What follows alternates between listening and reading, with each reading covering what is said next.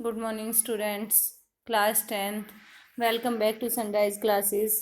बेटा, अपना चैप्टर है आज राष्ट्रीय अर्थव्यवस्था की जीवन रेखाएं। राष्ट्रीय अर्थव्यवस्था की जीवन रेखाएं, इसका अर्थ है कि वे सभी वस्तुएं, वे सभी उद्योग धंधे जो राष्ट्र की अर्थव्यवस्था में महत्वपूर्ण भूमिका निभाते हैं, वो राष्ट्र की अर्थव्यवस्था की जीवन रेखाएं कहलाते हैं। अब देखिए, हम अपने प्रतिदिन के जीवन में विभिन्न सामग्रियों एवं सेवाओं का प्रयोग करते हैं। हम भिन्न भिन्न सामग्रियों का प्रयोग करते हैं, सेवाओं का प्रयोग करते हैं अपने जीवन में। इनमें से कुछ हमारे आसपास उपलब्ध होती हैं, जबकि कुछ अन्य चीज़ों की ज़रूरतें दूसरे स्थानों से लाकर पूरी की जाती हैं। वस्तुएं तथा सेवाएं मांग स्थल से आपूर्ति स्थल पर अपने आप नहीं पहुंच जाती।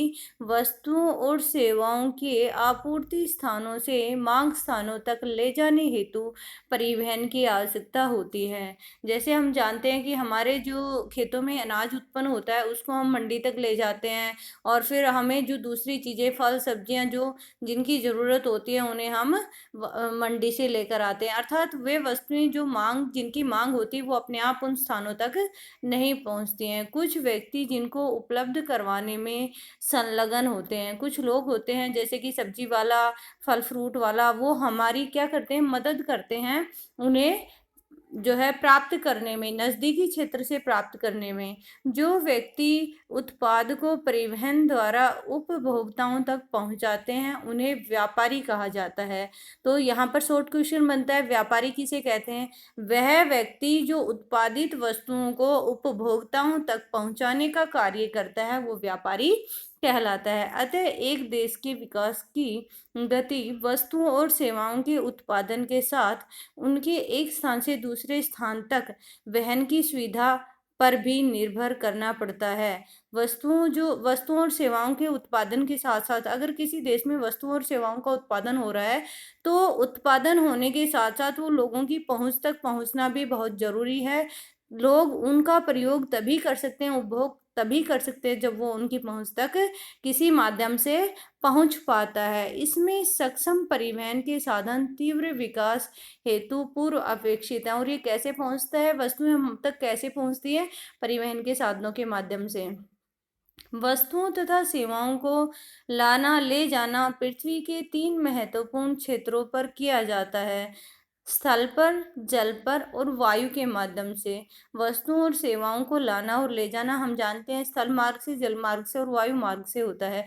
इन्हीं के आधार पर परिवहन को स्थल, जल तथा वायु परिवहन में वर्गीकृत किया गया है। अब आपको परिवहन के संसाधनों का चार्ट बना के बताया गया है कि स्थल जो परिवहन है, उसमें क्या क्या आता है।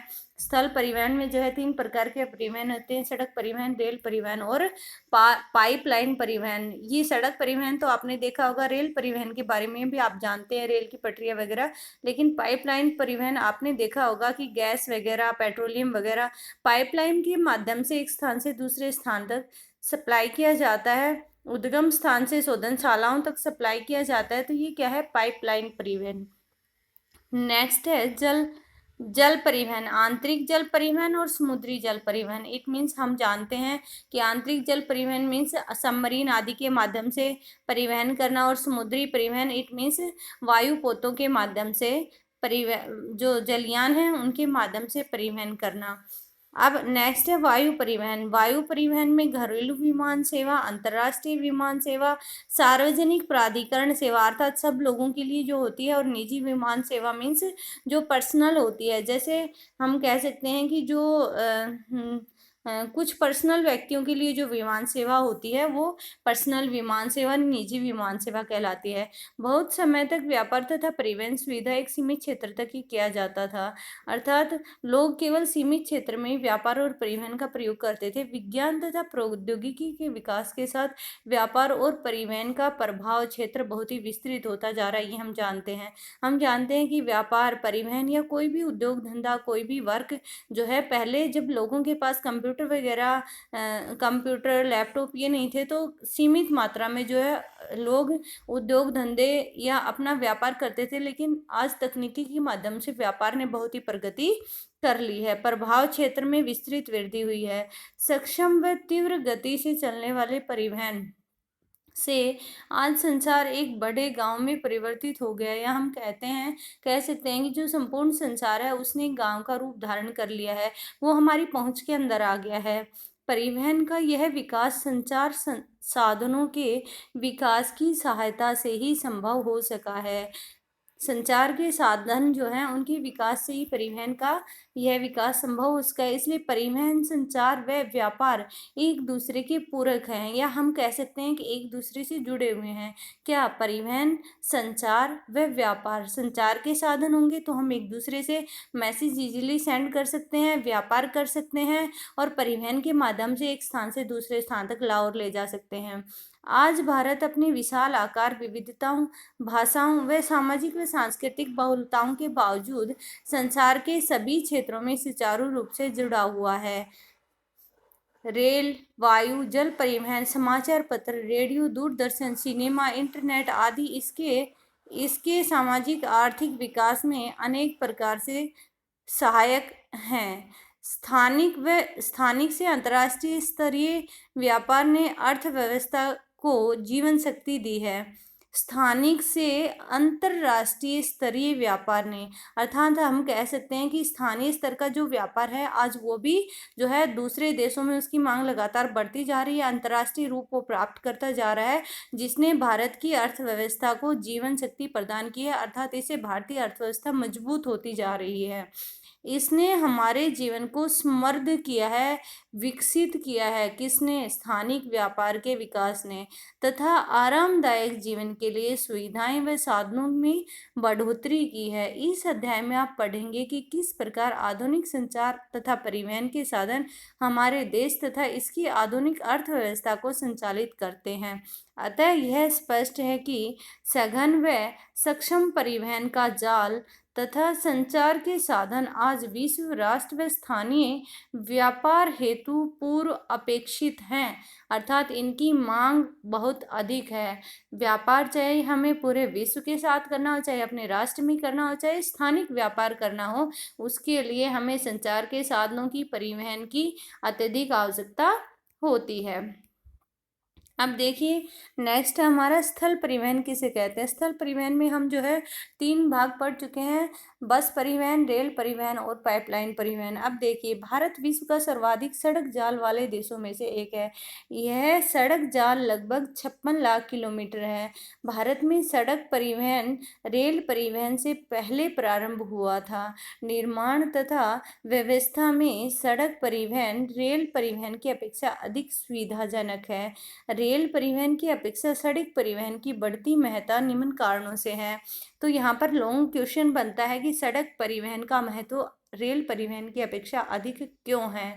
और दूसरा यहाँ पर शॉर्ट क्वेश्चन बन चुका है अपना कि सड़क परिवहन तथा रेल परिवहन में किसकी मांग अधिक है, कौन सा अधिक सुविधाजनक है। तो इसमें बताया गया कि सड़क परिवहन की जो रेल परिवहन की अपेक्षा जो सड़क परिवहन है वो अधिक सुविधाजनक है। अब नेक्स्ट देखिए कि सड़क परिवहन का महत्व अधिक क्यों है। रेलवे लाइन की अपेक्षा सड़कों के निर्माण की लागत कम होती है। हालांकि हम कह सकते हैं कि रेलवे का किराया कम होता है, लेकिन उनका जो निर्माण लागत है वो अधिक होती है। अपेक्षाकृत ऊबड़ खाबड़ व विच्छिन्न भूभागों पर सड़कें बनाई जा सकती हैं, लेकिन रेलवे लाइनें नहीं। अधिक ढाल प्रवणता व पहाड़ी क्षेत्रों में भी सड़कें निर्मित की जा सकती हैं, लेकिन रेलवे लाइनें बहुत ही मुश्किल होती हैं निर्मित करना। अपेक्षाकृत कम व्यक्तियों, कम दूरी व कम वस्तुओं के परिवहन में सड़क मितव्ययी है। जब हमें कम दूरी जाना हो, कम व्यक्तियों के साथ जाना हो, तो जो सड़क है वो सस्ता साधन है। यह घर घर सेवाएं उपलब्ध करवाता है तथा सामान चढ़ाने उतारने की लागत भी अपेक्षाकृत कम है। हम जानते हैं कि जो सड़क परिवहन है उसके माध्यम से हम अपने कोई भी वस्तु ले जानी हो, लानी हो, आयात निर्यात करना हो तो हम अपने घर तक वहाँ सड़क माध्यम से जा और आ सकते हैं, जबकि रेलवे ऐसी सुविधाएं प्रदान नहीं करता। रेलवे के कुछ निर्धारित स्टेशन है और उससे आगे जाने के लिए हमें सड़क परिवहन का सहारा लेना पड़ता है। सड़क परिवहन अन्य परिवहन साधनों का उपयोग में एक कड़ी के रूप में कार्य करता है। अन्य जो परिवहन के साधन हैं उनके लिए सड़क परिवहन कड़ी का रूप में कार्य करता है। क्यों करता है? क्योंकि उन निर्धारित स्थानों तक अर्थात रेलवे स्टेशनों तक, या हम कहें हवाई जो अपने अड्डे होते हैं वहाँ तक पहुँचने के लिए, या जो पत्तन होते हैं वहाँ तक पहुँचने के लिए हमें सबसे पहले सड़क मार्ग का सहारा लेना पड़ता है और उसके पश्चात हम उन निर्धारित स्थानों तक पहुँच पाते हैं। या हम अपने उसमें बताएं सीधी भाषा में तो इसका अर्थ है कि हमें किसी भी रेलवे स्टेशन जाना है तो पहले हमें सड़क मार्ग के माध्यम से टैक्सी से या अपने खुद के व्हीकल से कहाँ जाना पड़ेगा? रेलवे स्टेशन जाना पड़ेगा और उसके पश्चात हम जो है रेलवे अपनी जो ट्रेन है उसको पकड़ सकते हैं। तो ये यहाँ पर बताना चाहता है कि चाहे हम वायु माध्यम से जा रहे हैं, वायुयान से जा रहे हैं, रेल से जा रहे हैं, लेकिन उसके पहले हमें क्या करना पड़ेगा? सड़क माध्यम का सहारा लेना पड़ता है। इसलिए जो सड़क माध्यम है वो इनके इनके साथ जो है वो कड़ी के रूप में कार्य करता है। सड़क परिवहन अन्य अन्य परिवहन साधनों के उपयोग में कड़ी के रूप में कार्य करता है, जैसे सड़कें रेलवे स्टेशन वायु व समुद्री पत्तनों को जोड़ती हैं। भारत में सड़कों की सक्षमता के आधार पर इन्हें 6 वर्गों में वर्गीकृत किया है। राष्ट्रीय राजमार्गों के मानचित्र देखें और इन सड़कों की महत्वपूर्ण भूमिका बताएं। सबसे पहले आपको बताया गया इनको 6 भागों में। प्रश्न पूछा जाए, वेरी शॉर्ट क्वेश्चन है कि सड़कों को उनकी क्षमता के आधार पर कितने भागों में वर्गीकृत किया गया है? तो सड़कों को उनकी क्षमता के आधार पर 6 भागों में वर्गीकृत किया गया है। सबसे पहले है स्वर्णिम चतुर्भुज महाराजमार्ग। ये शॉर्ट क्वेश्चन भी बनता है अपना। स्वर्णिम चतुर्भुज महाराजमार्ग क्या है, कौन सा है, कहाँ से कहाँ तक है? देखिए, भारत सरकार ने दिल्ली, कोलकाता, चेन्नई मुंबई व दिल्ली को जोड़ने के लिए 6 लेन वाली महाराजमार्गों की सड़क परियोजना प्रारंभ की। बेटा, आपको बात अगर समझ नहीं आ रही है तो इसको इस ढंग से समझे कि हमारे जो 4 मेगा सिटी हैं, दिल्ली, मुंबई, कलकत्ता और चेन्नई या मद्रास, इन्हें जोड़ने के लिए भारत सरकार ने 6 लेन वाले जो राजमार्ग हैं उनका निर्माण किया है और इन 6 लेन वाले राजमार्गों को ही स्वर्णिम चतुर्भुज राजमार्ग के नाम से जाना जाता है। इस परियोजना के तहत 2 गलियारे प्रस्तावित किए गए हैं, अर्थात हम ये कहें कि ये जो सड़कें हैं वो उत्तर दक्षिण गलियारा जो कि दक्षिण श्रीनगर को कन्याकुमारी से जोड़ता है, तथा पूर्व पश्चिम गलियारा जो सिलचर असम को पोरबंदर गुजरात से जोड़ता है। तो ये जो स्वर्णिम चतुर्भुज महाराजमार्ग है ये 2 गलियारों का निर्माण करता है, पूर्व पश्चिम तथा उत्तर दक्षिण। इट मीन्स हम कह सकते हैं कि देखिए, हम मैप के माध्यम से भी देख सकते हैं कि जो श्रीनगर से और अपना कन्याकुमारी तक का जो मेन मार्ग है इसको हम क्या कहेंगे? उत्तर दक्षिण गलियारा, तथा अपना गुजरात पोरबंदर से और असम तक का जो मार्ग है उसको हम पूर्व पश्चिम गलियारे के नाम से जानेंगे।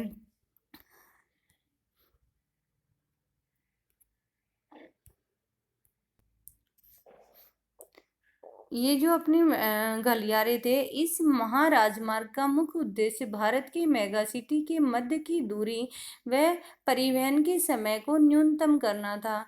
ये जो स्वर्णिम चतुर्भुज जो राजमार्ग अपने निर्मित किए गए हैं इनका मुख्य उद्देश्य जो है वो मेगा सिटी को एक दूसरे से जोड़ना, उनके बीच की दूरी को कम करना तथा परिवहन के समय को कम करना इसका प्रमुख उद्देश्य था। यह राजमार्ग परियोजना भारत के राष्ट्रीय राजमार्ग प्राधिकरण के अधिकार क्षेत्र में आती है। तो ये भी प्रश्न बनता है कि जो स्वर्णिम चतुर्भुज राजमार्ग परियोजना है वो किस राजमार्ग प्राधिकरण के अंतर्गत आती है? राष्ट्रीय राजमार्ग प्राधिकरण के अंतर्गत आती है। फिर है राष्ट्रीय राजमार्ग। राष्ट्रीय राजमार्ग क्या है? राष्ट्रीय राजमार्ग देश के दूरस्थ भागों को जोड़ते हैं। ये प्राथमिक सड़क तंत्र हैं जिनका निर्माण व रख रखाव केंद्रीय लोक निर्माण विभाग के अधिकार में आता है।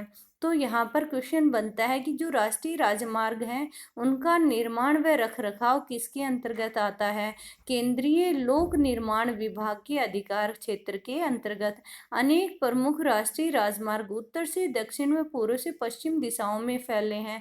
दिल्ली व अमृतसर के मध्य ऐतिहासिक शेरशाह सूरी मार्ग राष्ट्रीय राजमार्ग संख्या 1 के नाम से जाना जाता है। जो शेरशाह सूरी मार्ग है उसे ग्रैंड ट्रंक मार्ग के नाम से भी जाना जाता है। ये सबसे पहले इसका निर्माण शेरशाह सूरी ने करवाया था, इसलिए इसका नाम जो है वो शेरशाह सूरी राजमार्ग के नाम से इसको जाना जाता है।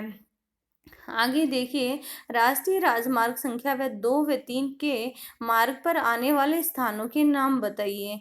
ये आपको क्रियाकलाप एक्टिविटी में बताया गया है, जो कि अपनी मैप के माध्यम से हम कंप्लीट कर सकते हैं। नेक्स्ट है राज्य राजमार्ग।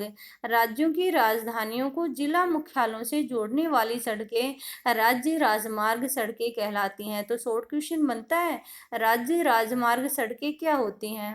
राज्यों की राजधानियों को जिला मुख्यालयों से जोड़ने वाली जो सड़कें हैं वो राज्य राजमार्ग सड़कें कहलाती हैं। राज्य व केंद्र शासित देशों में क्षेत्रों में इनकी व्यवस्था व निर्माण का दायित्व राज्य के सार्वजनिक निर्माण विभाग का होता है या PWD का होता है।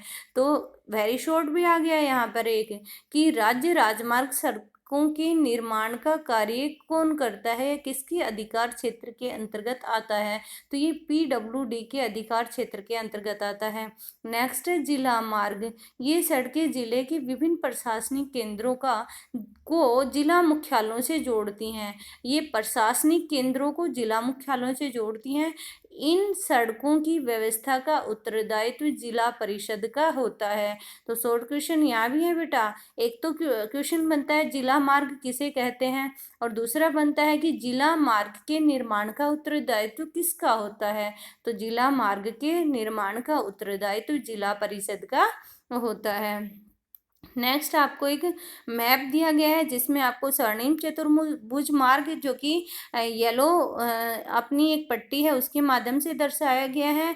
उत्तर दक्षिण गलियारा, पूर्व पश्चिम गलियारा राष्ट्रीय राजमार्ग संख्या सहित दर्शाए गए हैं, जो कि आपको अपने मैप में फिल करने हैं और नोटबुक में पेस्ट करने हैं। आज हम यहीं तक करेंगे। Thank you, have a nice day.